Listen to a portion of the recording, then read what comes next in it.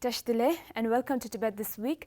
This is Sakina Bhatt with another edition of weekly news on Tibet, His Holiness the Dalai Lama and Central Tibetan Administration. Let's look at the headlines first. His Holiness the Dalai Lama emphasizes on reviving ancient Indian tradition in Delhi and Mathura. CTA President to address the National Convention on Tibet.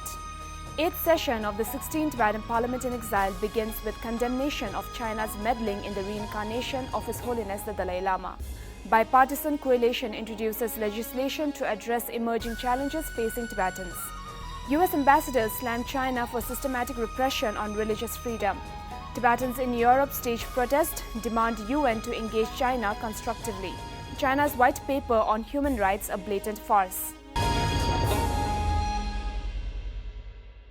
His Holiness the Dalai Lama emphasizes on reviving ancient Indian tradition of training the mind during his week-long visits to Delhi and Mathura. On Friday last week, His Holiness began with addressing over 2,300 students from 50 schools on educating the heart and mind at the Sri Ram School in New Delhi. I think within this century, basically, we can change the world. Because today's world, there are so many problems.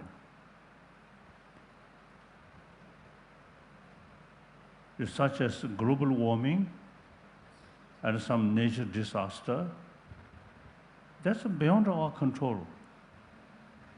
But many problems, essentially, our own creation.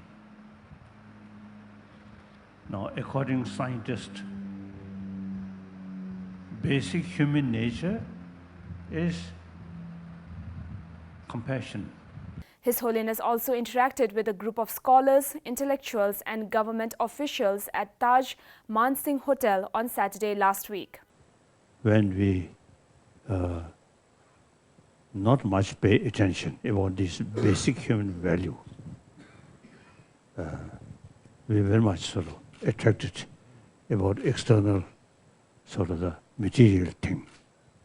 Here I have the view. The existing modern education is very much oriented about material value. That's I feel we have to think seriously. His Holiness visited Sri Uday Singh Karni Ashram in Mathura on Sunday. His Holiness was accompanied by Swami Kharshi Guru Sharanandaji Maharaja.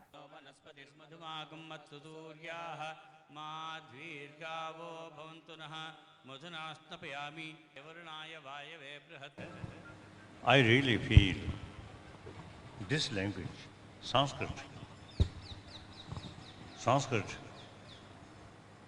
I think almost the most advanced ancient language. His Holiness spoke at an interreligious event at the Harijan Sevak Sangh Gandhi Ashram on Wednesday this week. Especially now these days, in the name of religion, fighting, killing each other. Very sad, unthinkable. All major religious tradition carry this main message is loving kindness, love, forgiveness, tolerance. So, the religious harmony is very important. The event Global Interfaith Symposium was attended by various religious leaders. On Thursday, His Holiness returned back to Dharamshala after the successful completion of the visits. CTA President Dr. Lobsang Singye addressed the National Convention on Tibet organized by Bharat-Tibet Sahyog Manch, a national Tibet support group founded in 1999 in New Delhi on Sunday this week. Congratulating Bharat-Tibet Sahyog Manch on the completion of 20 years, Dr. Singye expressed his gratitude to all Bharat-Tibet Sahyog Manch activists gathered from all over India for the service rendered to the Tibetan movement. The Bharat-Tibet Sahyog Manch began with a small initiative, but after 20 years, it has become a nationwide organization supporting the cause of Tibet, for which Tibetans inside and outside Tibet are very grateful. As it is, to start something is not easy. To continue for 20 years is difficult, but to succeed like the Bharat Tibet Sahayog Manch for the last 20 years under the leadership of Indiresh Kumarji is a day to celebrate. Dr. Tsering spoke about China being a threat to India due to the occupation of Tibet. He further condemned the Chinese interference in the Tibetan reincarnation tradition. The 8th session of the 16th Tibetan Parliament in Exile began on Friday last week, with members of the Parliament strongly condemning China's meddling in the reincarnation of His Holiness the Dalai Lama. The 10-day session began with Speaker of Tibetan Parliament in Exile, Pema Jungne, delivering his session commencement address in the presence of Sikyong Dr. Lobsang Singye, members of Kasha and the Tibetan parliamentarians. The Parliament firmly stated that the final authority on decisions relating to the reincarnation of His Holiness the Dalai Lama rests completely with His Holiness the Dalai Lama himself and not with the leaders of the Atheist Communist Party of China. The Parliament announced the election of Mr. Sonam Norbudhakpo, Secretary of Department of Information and International Relations (CTA), as Chief Justice Commissioner of the Tibetan Supreme Justice Commission. I'm happy that I have been elected as the Supreme Justice Commissioner by the Tibetan Parliament in Exile. Tibetan Justice Commissioner is one of the pillars of the Tibetan democracy, and to develop the Tibetan democracy in exile, all the pillars are important, and Tibetan members of the Tibetan Parliament has elected me for this post, and I would like to thank all the members of the Tibetan Parliament in exile. Secretary Tenzing Lungtok of the Department of Religion and Culture was elected to serve as the new Justice Commissioner of the Tibetan Supreme Justice Commission. The honorable members of the Parliament for giving me this opportunity to serve as a Justice Commissioner of Tibetan administration, and I would also like to thank the parliamentarians for the overwhelming support, and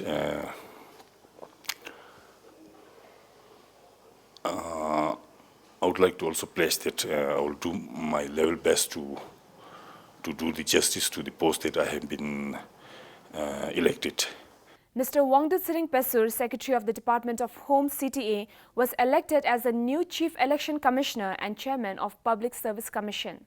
On Tuesday this week in Washington, D.C., Representatives James P. McGovern and U.S. Senator Marco Rubio, the chair and co-chair respectively of the Bipartisan and Bicameral Congressional Executive Commission on China, introduced legislation that will update and strengthen the Tibetan Policy Act of 2002 to address emerging human rights, religious freedom, and environmental challenges faced by the Tibetans. Representative McGovern said Chinese officials should be aware that efforts to interfere in the Tibetan Buddhist practice of choosing its religious leaders, including a possible 15th Dalai Lama, will be strongly opposed by the US and subject to targeted sanctions, including those in the Global Magnitsky Act. David Stilwell, the Assistant Secretary of the Bureau of East Asian and Pacific Affairs, testified at the Senate Foreign Relations Committee on Tibet. Stilwell discussed the various ways of Beijing's malign conduct and testified about the Chinese government's brutal grip on religious freedom and human rights. Stilwell said, "We believe that Tibetans, like all faith communities, must be able to practice their faith freely and select their leaders without interference. We will continue to assert this belief, and we remain committed to supporting meaningful autonomy for Tibetans." U.S. Ambassador at Large for International Religious Freedom, Sam Brownback, condemned China's escalating systematic and state-sanctioned suppression of religious freedom, calling it a war on faith on Monday this week.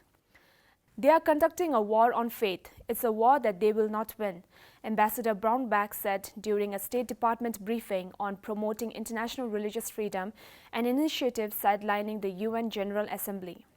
China ranked second in the top 10 countries of particular concern designated by the U.S. Commission on International Religious Freedom in April 2019. China has been designated as a country of particular concern since 1999. Hundreds of Tibetans in Switzerland and Liechtenstein, Belgium and France held protests against China's unabated violations of human rights in Tibet and called on the UN to do more protecting the rights of Tibetans. Uyghur community members in Switzerland and Germany also joined the demonstration staged on Friday last week. During the protest, Representative Chimirinzi, Tibet Bureau in Geneva, briefed an overview of ongoing Human Rights Council session proceeding, including UN member states that have raised and expressed concern over situation in Tibet during the session. On Sunday, the State Council Information Office of People's Republic of China issued a white paper on the progress China had made on human rights issues in the last 70 years. The white paper is titled Seeking Happiness for People, 70 Years of Progress on Human Rights in China. Tsawang Gyalpo Arya, Secretary of Department of Information and International Relations, condemned China's claim, calling the white paper a total farce. So in this white papers, they have some 8 chapters, and first 4 chapters, it deals with the historical aspect of how they have been developing the human rights and how they have contributed in it. And then in the 5th chapter, it mostly deals with the Tibet autonomous regions, including the Tibet. And the rest of the chapters, the 3 chapters, it deals about the human right progress and their contribution they have made internationally. Since 1950, there have been 14 party secretaries who manage the Tibetan affairs in Tibetan autonomous regions. But all these 14 secretaries have been Han Chinese only. And there are Tibetan deputies, but then they are in the name only. All the decision-making power and authorities are being held by the Chinese people only. In Tibet, what the current situation is that the Tibetan language itself has become a second language now. Everything is taught in a school and in a university. It is being taught in a Chinese language only, and Tibetan language is taught as a language only, and it is highly discouraged also. Now, the current situation in Tibet is that if you are not proficient in Chinese language, it is very difficult for you to make a livelihood in Tibet and make a living in Tibet. Since the Chinese occupation of Tibet, some 6,000 monasteries have been destroyed. And it is said that 98% of the monasteries and nunneries were destroyed with the occupation of China. China is planning to select their own 14th Dalai Lama's reincarnations. For that, recently they have organized a workshop. Around 100 Tibetan High Lamas were being called. And to the Tibetan High Lamas, the Communist Party people who don't know anything about religions, they are organizing a workshop and telling them about what is the reincarnation and how the reincarnation of a High Lama should be selected. The conclusion of this human rights report, it has given a very rosy pictures. If you read this human rights report, you will feel that if whatever the Chinese has written is true, then Nobel Peace Prize on human rights should be given to the Chinese leaderships.